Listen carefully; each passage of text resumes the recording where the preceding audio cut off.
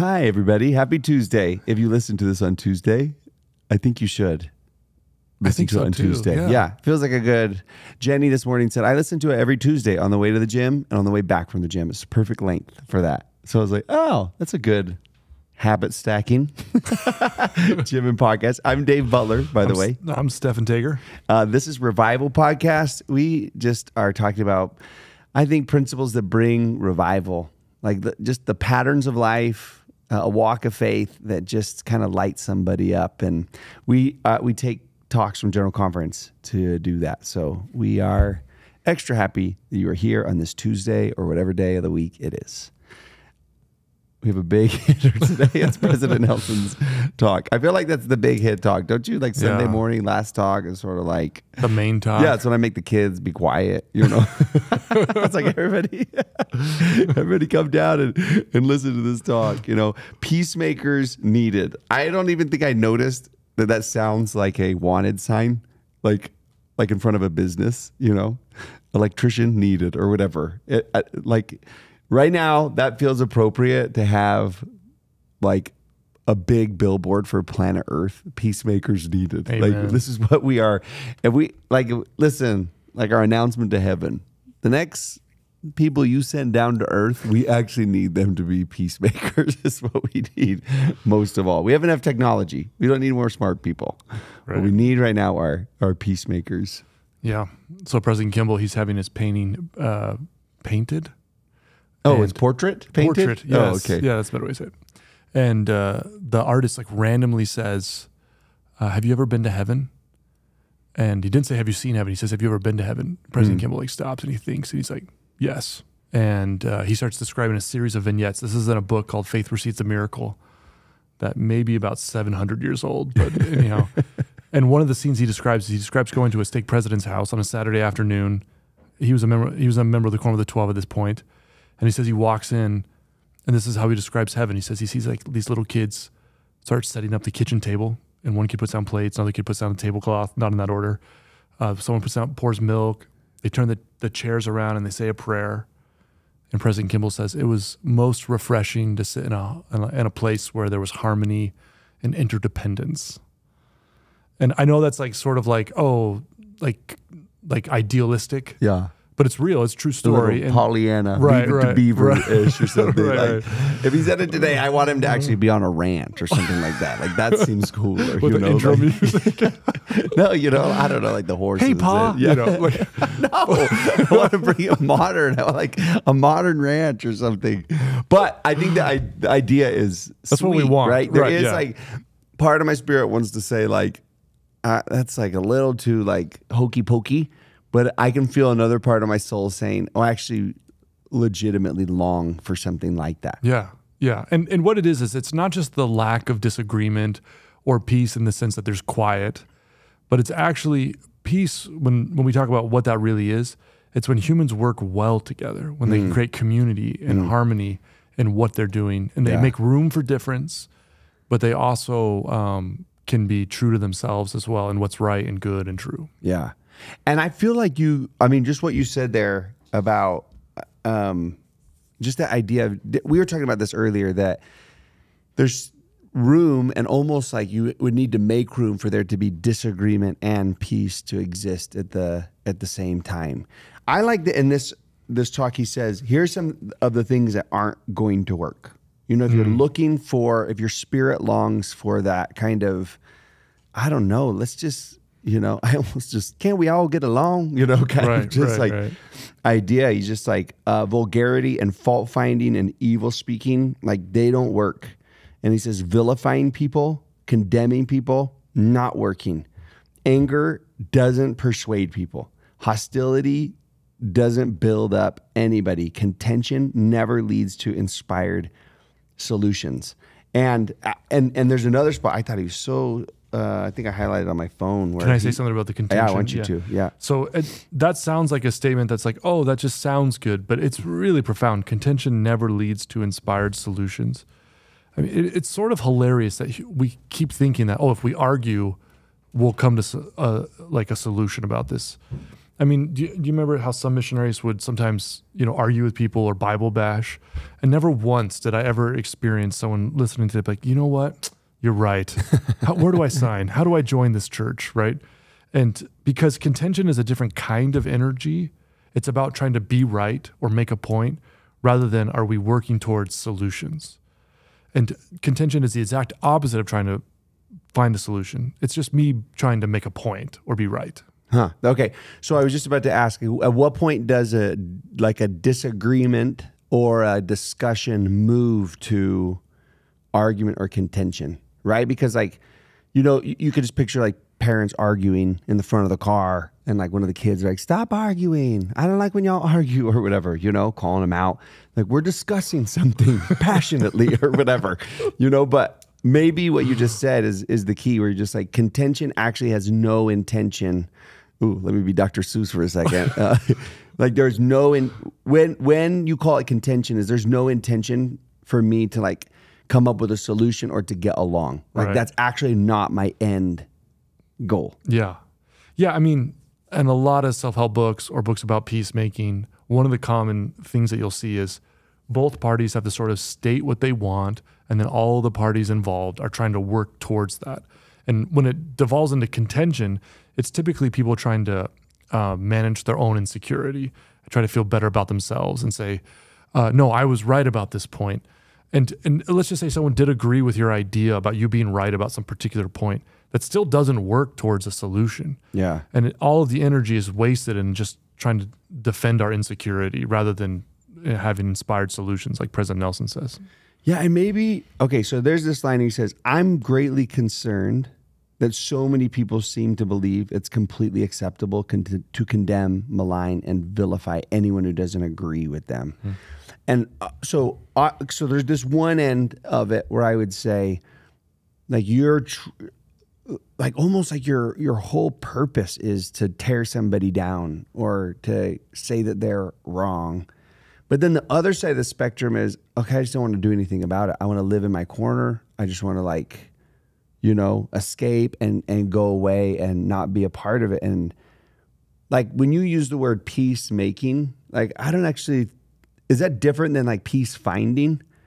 Because like you could say, I just want to find peace. I want to go to a corner of Texas. There's so much room there, y'all. It's this big state, proud of it. And just find my spot and like, I don't want to like talk to anybody. I'm not voting. I'm not, Right. And I don't necessarily think someone could do that. God bless you. Can I come and milk the cow is what I want to ask you. But I don't think that's necessarily peacemaking. Like it seems that there seems to be some sort of like, hey, like you have to engage with other people and we have to try and create a world that's productive and happy and long lasting. Right. And we have generation, so almost like I feel when he says peacemaking, a responsibility to, make peace. Right. Yeah. It's sort of, I don't want to sound negative, but it's sort of naive to think that I can go to some spot and avoid the world. And people try that. But for us as Latter-day Saints, community and engagement with the world is at the heart of our theology. At the heart of being a Christian is to go into the world and try to redeem it, not avoid it, not try to stay away from it, right? Yeah. And so I think our culture teaches us that the ideal is to go to the south of France and just avoid people and situations and sit on the beach and go on lots of awesome vacations and just avoid the difficulty of the world. But to be human is to be a part of a family, friendships, community. We have to engage with it. We can't just ignore it. And I think we're going to record today the same next week's talk too about ministry. And I think we can lean into that more also next week. But I love that thought. So on one part, we say Jesus was really, really clear. President Nelson teaches us like, look at what he taught about how to, like, this line is so good. I don't know where it is. I just know it's in there, y'all. Like the way we treat another person actually matters. And we should, I shouldn't say we should. I think we should. If we want to make peace, then yes, we should. It would be a requirement. But all throughout his teachings, you can see like basic, like Christianity 101 says, and he starts to quote some of those things. Blessed are the peacemakers, turn the cheek, love your enemies, do good to them that hate you, build, lift, encourage, persuade, inspire, no matter how difficult the situation is. Right, right. He says this, contention drives away the spirit every time. Contention reinforces the false notion that confrontation is the way to resolve differences, but it never is. So the reason why I love what you're saying so much is because Jesus' gospel of being a peacemaker, of blessed are the meek, right, which is like gentle or humble, that's actually very practical. That's actually what works in this world. And it's just not reflecting reality very well to think, oh, I'll just argue my way into solutions. That's just not how people work. It just is not inspiring. No one wants to actually try to work with someone who's like that. Right? Yeah. Well, what if you think that your way is like a better way?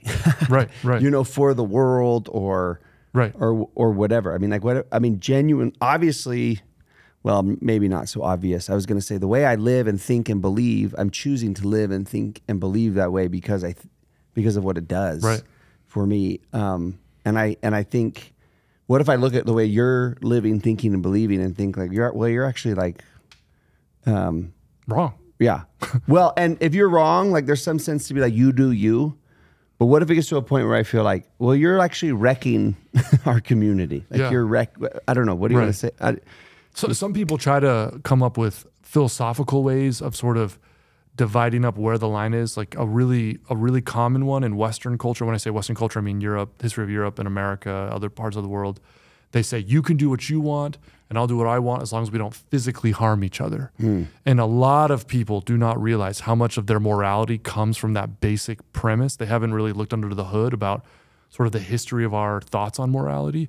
And that premise works really, really well sometimes and not very well in others. It doesn't work very well in families or in marriages and in some community ways. Because why not? Well, because if I said to my kid who's 10, like, hey, you do your thing, I'll do my thing, as long as we don't harm each other, then no, I have a moral obligation to love and take care of and look after that kid. Yeah, and maybe too, if you want a living, vibrant relationship with them, which you actually do. Yeah. I mean, I guess there's some people out in the world that I don't really want or need, or I'm not seeking for a living. It just wouldn't be practical or necessary. Right. And so on that sense, I could say, man, as long as you're not like creating terror for the earth, I don't actually have to engage with your thoughts or opinions necessarily. Like I can think about them and everything. And I think in those situations, the Savior's pretty clear on as a disciple, don't engage in a hurtful, harmful way. Don't condemn, don't malign them, even if you disagree. And I think there's a line in there where he says, especially in those times of disagreement, right? Because like peacemakers, by definition, I think, aren't needed unless there is a disagreement of some kind. And this is so important because sometimes we think avoiding differences is actually what we mean by peacemaking. President Nelson says, quote, "Now I am not talking about peace at any price." And then in the footnote, it says, being a peacemaker does not require us to agree with the ideas or beliefs of others. And so what are we doing then? Well, we're trying to incorporate the good. So sometimes we make space for people and let them believe and think and feel how they want. And then other times we're trying to look for the good that they are bringing to the table and see if we can synthesize or create a community based on those things that are good. And that's typically how it's going to look in a family. Someone might say, hey, I like vacations where we're go, go, go, go, go, go. Other people are like, I like vacations where we just sit on the beach all day. And then you're like, okay, well then how do we create a space for both of these? How do we create a win-win, right? Yeah. Which is a required reading for all Latter-day Saints. You have 7 habits, the work and the glory, and the Greg Olson painting on the wall, and then you're a member of this church, right? By the way, are you a go, go, go vacationer? I think you are. I think you've mentioned that. Yep, I am. Because like if we go to the beach or something like that, it has to be a beach with waves that I can like. What's a waveless beach? Where's that? Oh, sometimes the North Shore in Hawaii in the summertime is just like calm. And you can just sit there and read a book or something like that. Oh, that sounds like heaven. Ooh, that lasts for like I just undermined everything I just said at the beginning of the podcast. When I say heaven, I mean in the sense that I would be serving people in community on the beach. That's what I meant by that. You have just peace. That's actually where you can find peacemaking in this. This is the interesting thing here is this idea. Where is his line in here where he just says you can actually change the world by being a peacemaker, which I look at some situations in the world and I think to myself, like, man, what can I do about it? Like, how can I actually make a difference? Oh, but I was thinking this when you were talking. I think for the most part, peacemaking happens like within a home, within like a family, in a smaller group, right? We have the ability these days to like broadcast things to a worldwide stage, and we get people's opinions like spread really, really quickly, right? And there's something about like big sweeping movements and stuff where you're just like, man, are they as important as like these small, like where it actually seems to matter is going to be in my church community, right? Or in my family or something like that. Like that seems to be where you can actually make a difference. Right. I don't know. Would you agree with that? 100%. And that's ultimately what I think the gospel teaches, is that it starts in our families and our own relationships, and then that spreads, right? Yeah. So if we want a really practical thing about what we can do to create peace, and man, this is hard. This is so hard emotionally. But watch what President Nelson says here.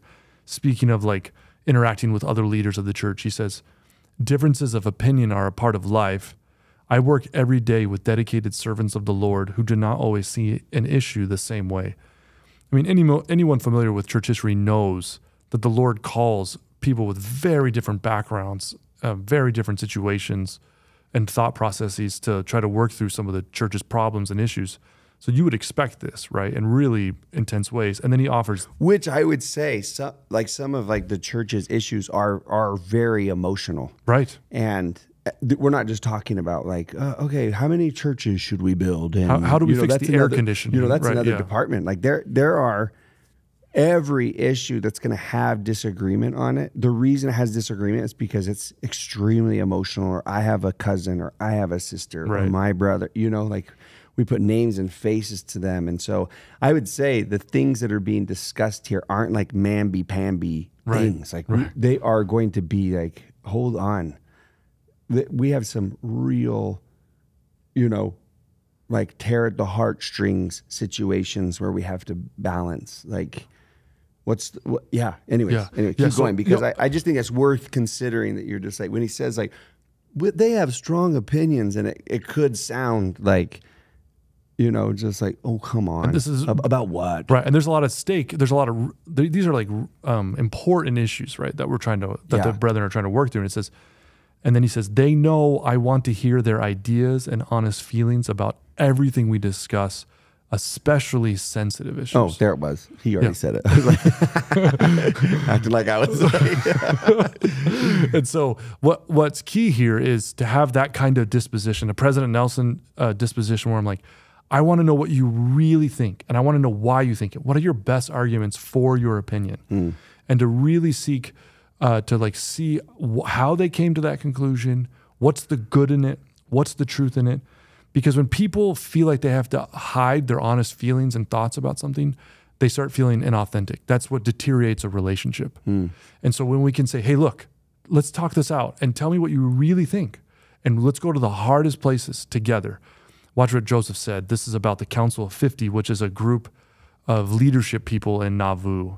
This is one of my seriously top 5 favorite quotes on the prophet Joseph. He says this: the reason why men always failed, we'll say men and women, the reason why men and women always failed to establish important measures was because in their organization, they could never agree to disagree long enough to select the pure gold from the dross. It's really hard to sit in the disagreement for a long time and say, okay, this is uncomfortable, this is hard, but let's sit here and stay with this until we get the gold, until we get what's good and true and what's right, and we can all agree on that. right? Yeah. And sometimes you just disagree, right? Someone's going to go do this on vacation and you're just going to stay back at the beach house, right? Yeah. But other times you're going to say, let's just sit with this until we figure this out. Yeah.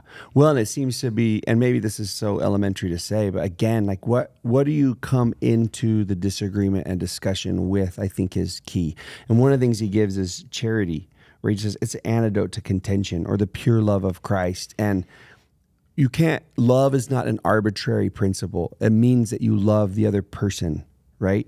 That you're like having the discussion with. Like that seems to be a prerequisite to having peace and disagreement at the very same time. It's just like, I actually have to like approach this from a place of like, I love you and I love your opinions, and I don't necessarily have to be right on this. And Jesus is the exemplar for this, right?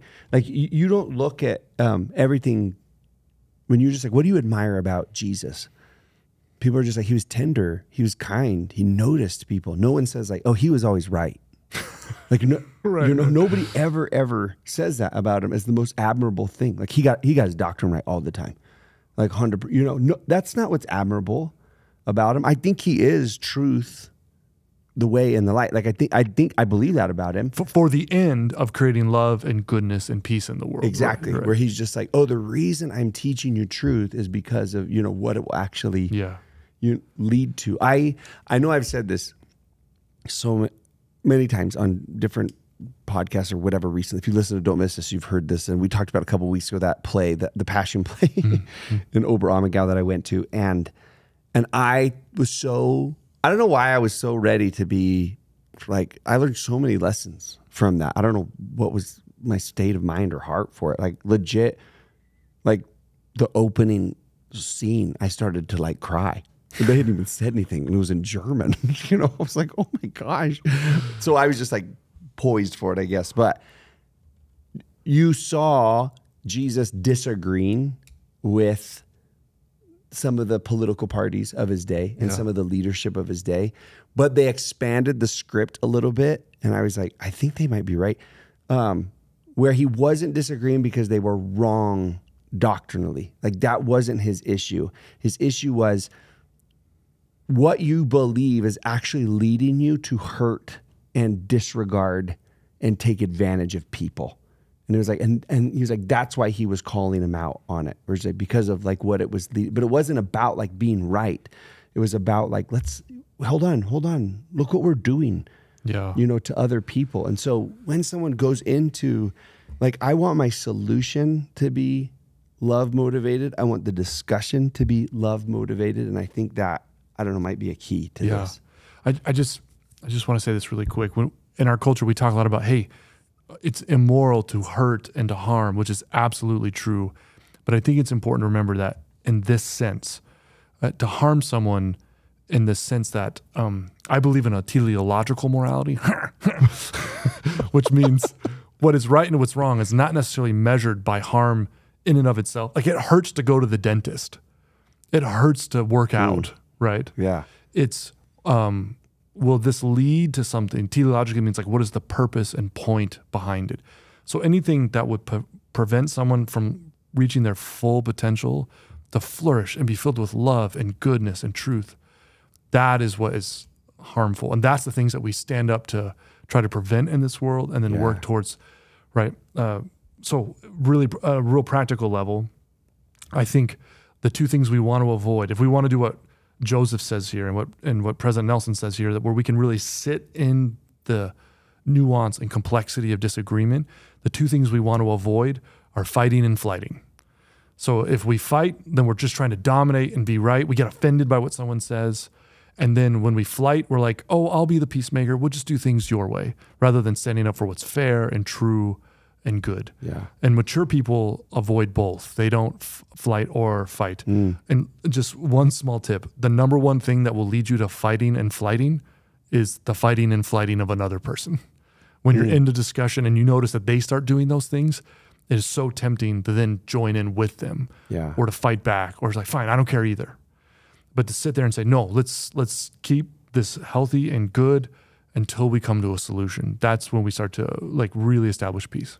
And it could be uncomfortable and it could be hard and it could require sacrifice and all of those things. And then Jesus is the model for that also. He's just like, I entered into what was, I mean, at the beginning we talk about, you don't just, but he came into humanity and he was just like, I knew I was coming into disagreement. I knew I was coming into problem. I knew I was coming into uncomfortable. And he did. He came into all of that, and you see it all throughout his life and ministry and in his death to bring about life. That it's just like, wait, stay in this long enough, to eventually bring out the gold.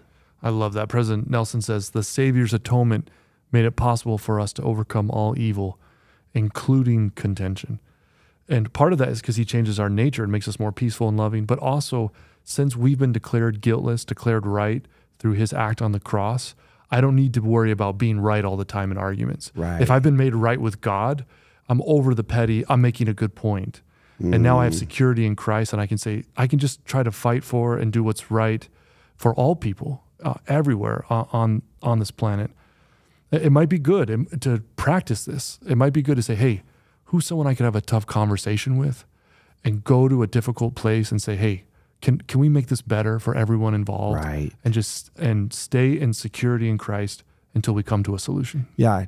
Not only like enter into it with charity, like the love that I'm going to try and portray toward you, but enter into it like as a recipient of charity with a capital C, kind of what you're saying there. Anyways, that's awesome. So good. All right. See you next week.